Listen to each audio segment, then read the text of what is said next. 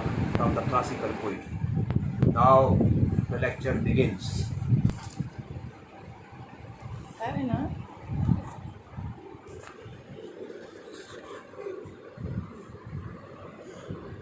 She spoke. The dame, but no applause ensued. Belinda frowned. Celestus called her prude. To arms, the fierce virago cries. And swift as lightning, to the combat flies. So these were the vain words of Clarissa. Whatever she said left no effect on others. Nobody admired her for those words of morality. Instead, Belinda began to get more angry. Celestus called her prude, that is, a hypocrite. The only words of that angry virgin, that is Belinda, were to arms, that is, she was now ready to fight a war against the Baron. And then the fight begins between the two parties. It was going to be a very deadly fight. All sides in parties and begin the attack. Fans, claps, silks rustle, and tough whalebones crack. So that is how the war begins between the two. In common, ordinary, mortal wars, deadly weapons like swords, arrows are used. But in this mock battle, in this mock war, things like fans, silk dresses, and pins are used to wound or kill the enemy. Heroes and heroines, shouts confusedly rise, and bass and treble voices strike the skies. So everywhere there are heard loud voices of both heroes and heroines.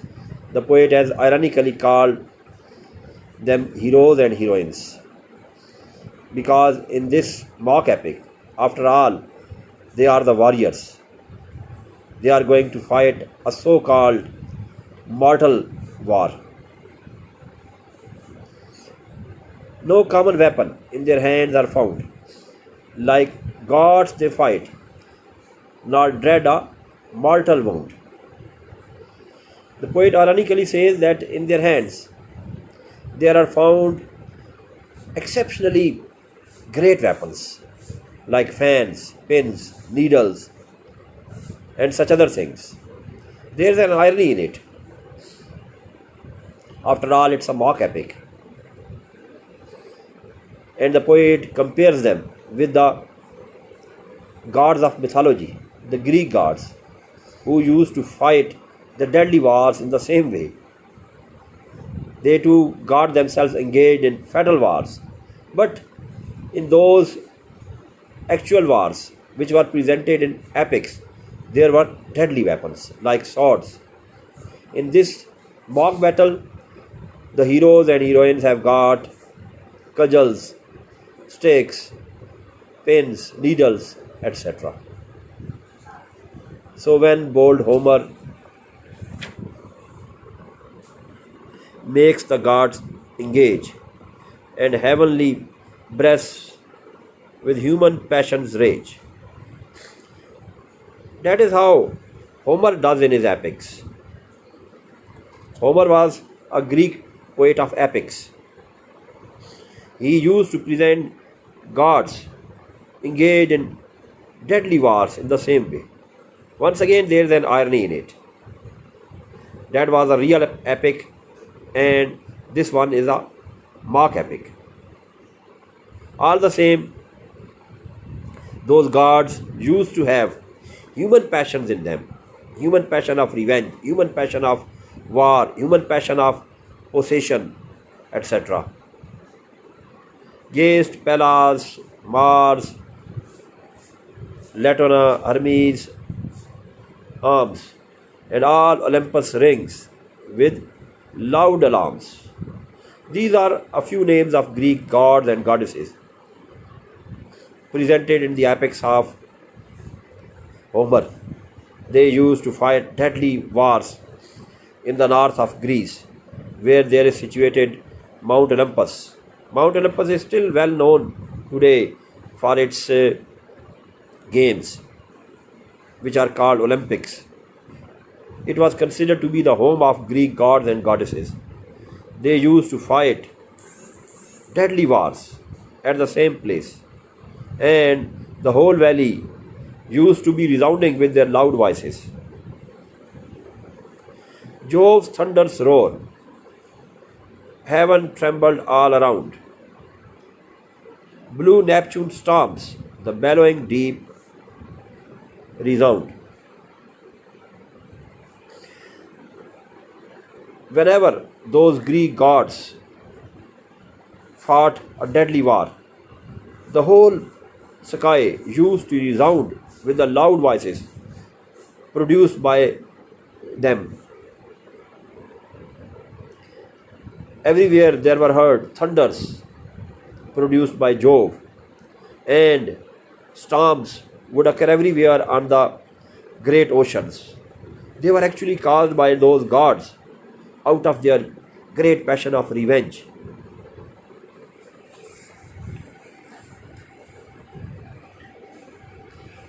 Earth shakes, her nodding towers, the grounds give way, and the pale ghosts start at the flash of the day. So, whenever those wars occurred, it seemed as if there was going to occur the doomsday.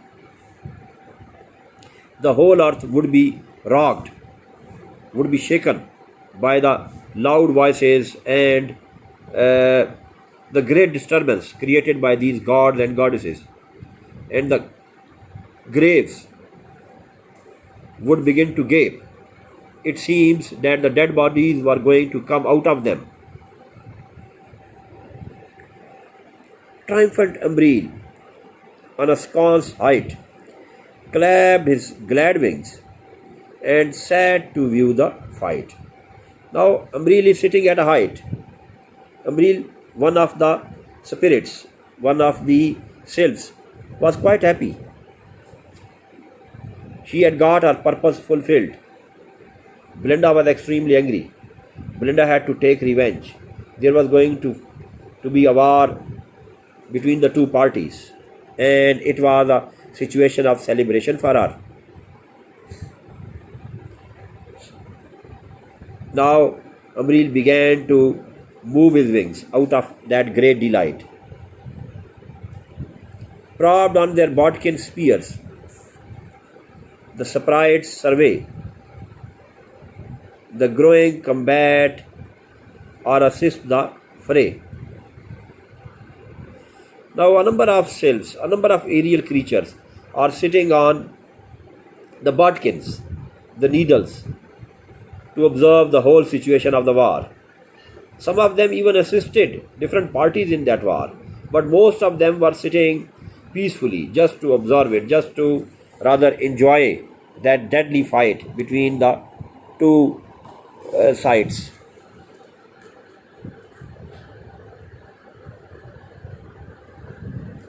While through the press, enraged Thrustrus flies and scatters death around from both her eyes. In the meantime, Thrustrus is seen there. She is extremely angry. Out of that extreme rage, she flies at the different people of the Baron's party, and for this purpose, her eyes are enough. She can easily kill the enemies with her eyes. Once again, there is an irony in it, but that's so typical to even to the romantic poetry. And bow and whittling perished in the throng. One died in metaphor and one in song. So the poet continues in the same fashion. in the same terms so common to typical classical poetry. One of the barons was killed in a metaphor, and another was killed by the song sung by this beautiful lady.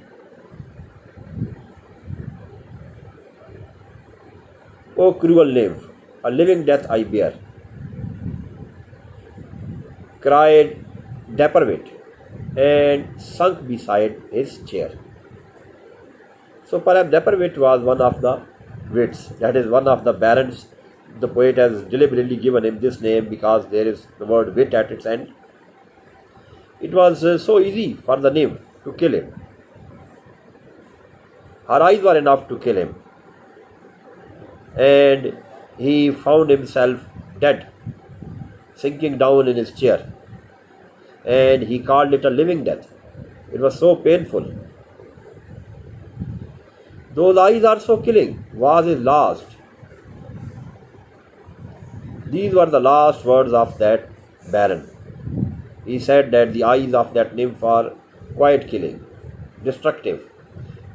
She just cast a glance at him and he found himself dying.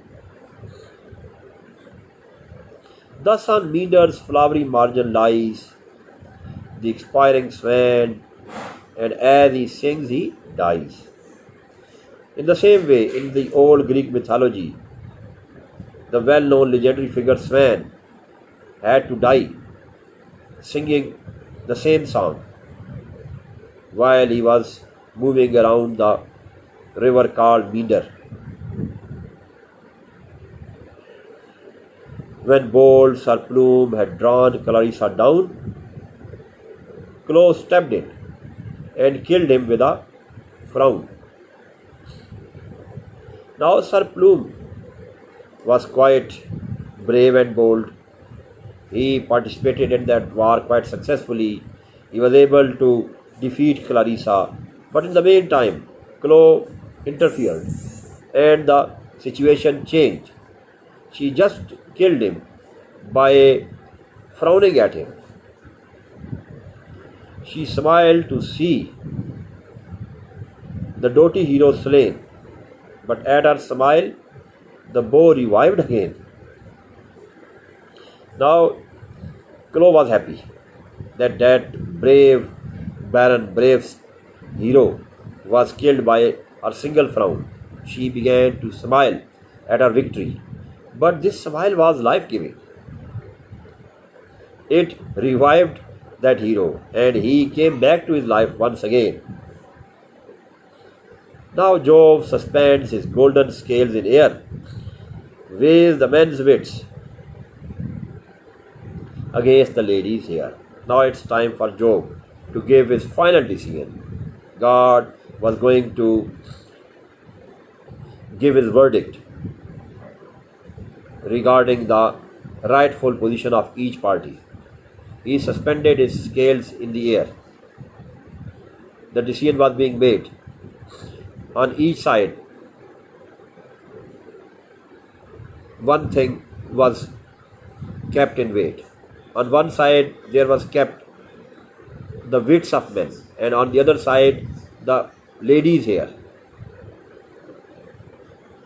The doubtful beam, long nods from side to side. At length, the wits mount up, the hairs subside. Now the beams of the scale began to rather come up and down, rise and fall. At first the situation was unclear. Nobody knew which side was weightier. Either it was the men's weight or the ladies' hair, which was going to be weightier. Then the beam stopped, and one could see that the scale which contained wits mounted up, and the other one which contained hairs in it went down. It meant that the hairs were weightier than the weights. The decision was given in favor of the hairs, that is, in favor of Belinda and her party. So it's enough for today, students. Thank you very much. Be ready for the next lecture. Allah Hafiz.